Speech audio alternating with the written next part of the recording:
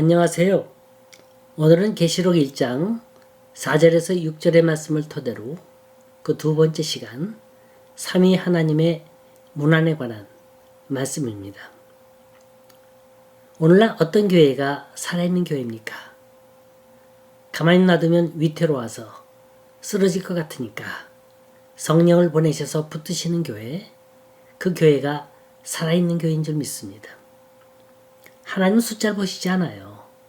그 중심을 보시고 계세요. 얼마만큼 그 심령이 뜨겁게 사모하고 있느냐, 얼마만큼 자신에게 주어진 고난을 잘 이겨내고 끝까지 말씀을 붙들고 있느냐.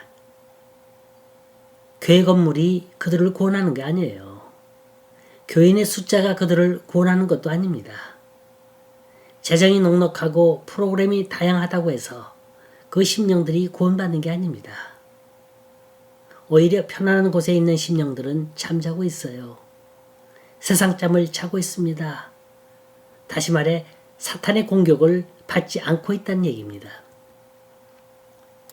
왜냐하면 그럴 필요가 없거든요. 가만히 있어도 세상 속으로 잘 흘러들어가고 있거든요. 그래갖고 신앙이 자랍니까? 신앙이란 깨지고 넘어지고 부서지고 부러지는 가운데서 자라나는 겁니다. 심령이 가난한 자만이 하나님을 부르짖는 거예요. 애통하는 자만이 주님을 찾는 거예요. 하나님은 우리의 외형을 보시는 게 아니라 중심을 보십니다. 우리가 힘들고 괴로워할 때 성령께서는 그때그때마다 우리에게 계시의 말씀을 주셔서 우리에게 소망을 주시고 올바른 믿음의 길로 인도해 주실 줄 믿습니다. 우리가 그 교회가 정말로 건강한 교회인지 아닌지 진단하는 제일 쉬운 방법이 있습니다. 그건 그 나라와 그 의의를 먼저 구하고 있느냐 하는 거예요. 어느 교회는 건축한다고 맨날 돈만 외치고 있어요. 교인이 한 영혼으로 보이는 게 아니라 돈으로 보여요. 어떻게 하면 저 속에 있는 돈을 끌어내서 교회를 건축할까? 그럼 시험 드는 거예요. 또 어느 교회는 목사가 신이에요. 목사님, 우리 목사님이에요. 그 목사가 어떤 죄를 짓건 어떻게 법을 어기건 상관없습니다. 마냥 떠받드는 거예요. 세상 끝나는 날 하나님이 심판하실 때 제일 먼저 심판하실 대상이 바로 이런 교회입니다. 사도 요한이 7교회에 주는 메시지의 기본이 뭔가 보세요. 하나님, 우리 하나님이에요. 모든 메시지의 근원이 하나님의 말씀으로 시작합니다. 성부와 성자와 성령의 이름으로 이 서신을 띄우고 있는 거예요. 자, 본문 해석을 해봅니다. 먼저 성부, 영원히 계신 하나님입니다. 이제도 계시고 전에도 계시고 장차 오실 이분이 누구예요? 성부 하나님이세요. 모세가 호렙산 가시덤불 속에서 하나님의 부르심을 받을 때 하나님께 묻죠? 도대체 당신은 누구십니까? I am that I am. 나는 스스로 존재하는 자다. 여호와라는 말이 바로 그런 뜻이에요. 존재하시는 분이에요.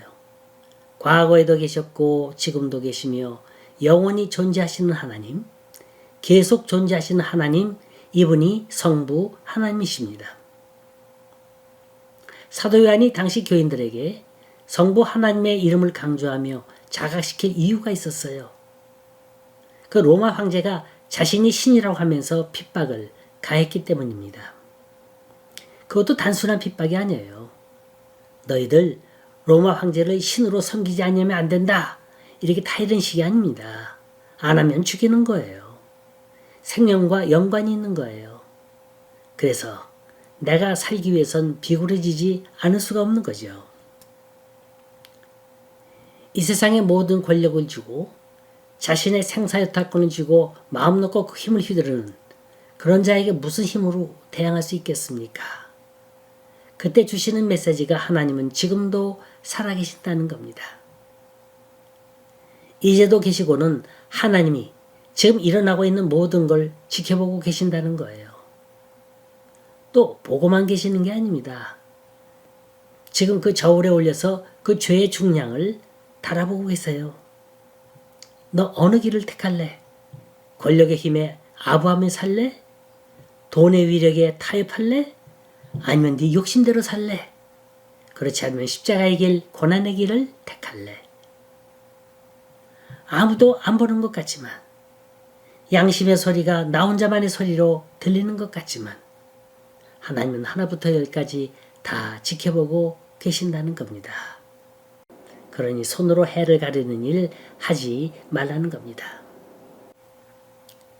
그 다음은 성령이에요. 그 보좌 앞에 7영이라 그랬어요. 7영이라 하면 전지전능 무소부재예요. 못하는 일이 없어요. 거하지 않는 곳이 없습니다. 어느 곳에든지 있어요. 시간과 공간을 초월합니다. 모든 게 완벽하게 갖추어져 있습니다. 더구나 7교회의 7영이에요. 각 교회를 충만시키기에 부족함이 없는 영을 말합니다. 어딘 많이 임하고 어딘 조금 임하는 게 아니에요. 구하지 않아서 그렇지 구하기만 하면 넘치도록 주십니다. 성령의 역사는 믿음으로 구해야 합니다. 간절히 구해야 합니다. 주시려면 주고 싫으시면 말고가 아니에요. 죽음을 직면한 초대교회 성도들이 간절히 구할 게 뭐겠습니까? 성령밖에 없는 거예요. 의지할 때라곤 성령밖에 없는 겁니다. 하나님을 믿는 건 지식으로 되는 게 아니에요. 또 열심히 있다고 해서 되는 것도 아닙니다.